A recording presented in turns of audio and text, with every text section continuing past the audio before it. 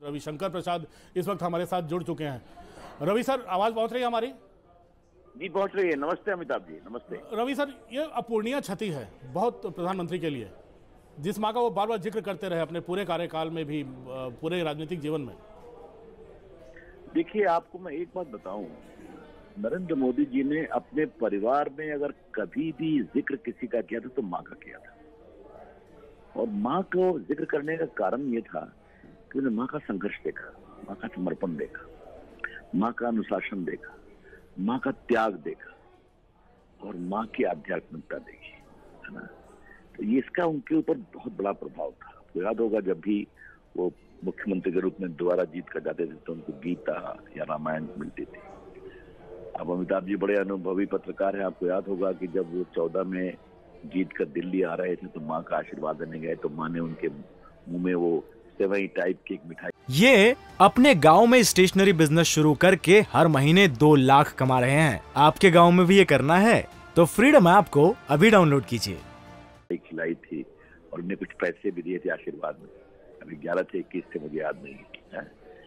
ये जो पूरी भावुकता है बहुत बड़ी बात। और जो उनका फेसबुक में जो गए थे कैलिफोर्निया में, मार्क ज़करबर्ग के सामने जो पीएम ने बड़े भावुक तरीके से माँ के त्याग को याद किया था, आंसू आ गए थे।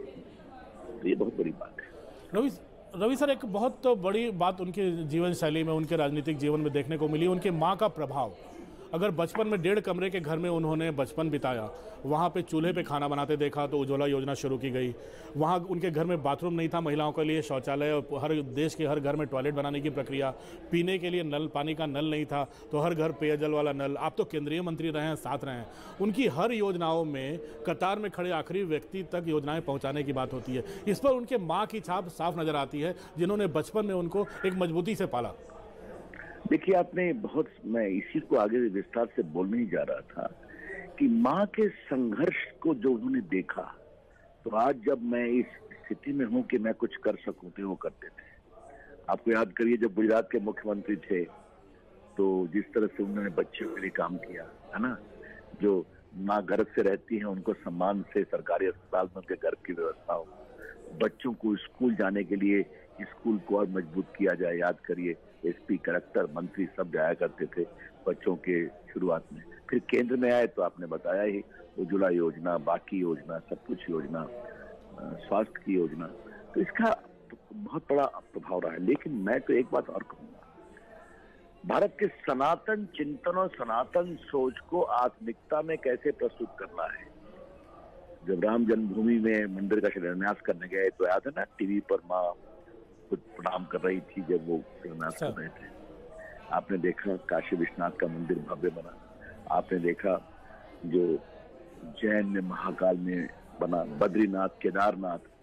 तो भारत के सनातन जो बिल्कुल ये मूल्य हैं, तो इनके प्रतीक हैं, तो ये अच्छे रहने चाहिए, वहाँ सफाई होनी चाहिए, उनमें भव्यता होनी चाहिए।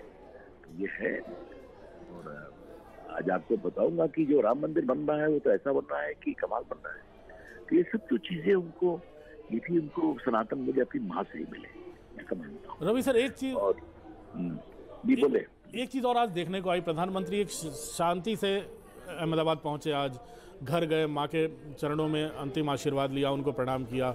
एक शव वाहन में बैठकर वो शवदाह गृह तक गए, वहाँ पर मुखाग्नि दी। बिना किसी सुरक्षा के तामझाम नहीं था वहाँ पे, कोई सड़कों पे भीड़ भाड़ नहीं थी।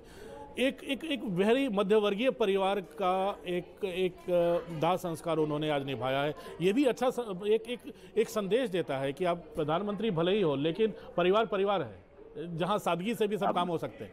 बल्कि आप यही नहीं, मैंने देखा एकाध चैनल पर कि सारे मुख्यमंत्रियों मंत्रियों को कहा कि आप अहमदाबाद ना आए, अपना काम करें। हाँ, आज प्रधानमंत्री जी स्वयं राजभवन से कलकत्ता में अपने पूर्व निर्धारित कार्यक्रम को एड्रेस भी वर्चुअली करेंगे। लेकिन आज प्रधानमंत्री चाहते तो लाखों लोग जुड़ जाते हैं ना अहमदाबाद में। मैं तो गुजरात के चुनाव में लंबा समय वहां रहा था, उनके रोड शो में कम से कम 10 लाख लोग अहमदाबाद के शहर में रोड पर थे। लेकिन नहीं, ये पारिवारिक कार्यक्रम, मेरी माँ गई, हम लोग का दुख है।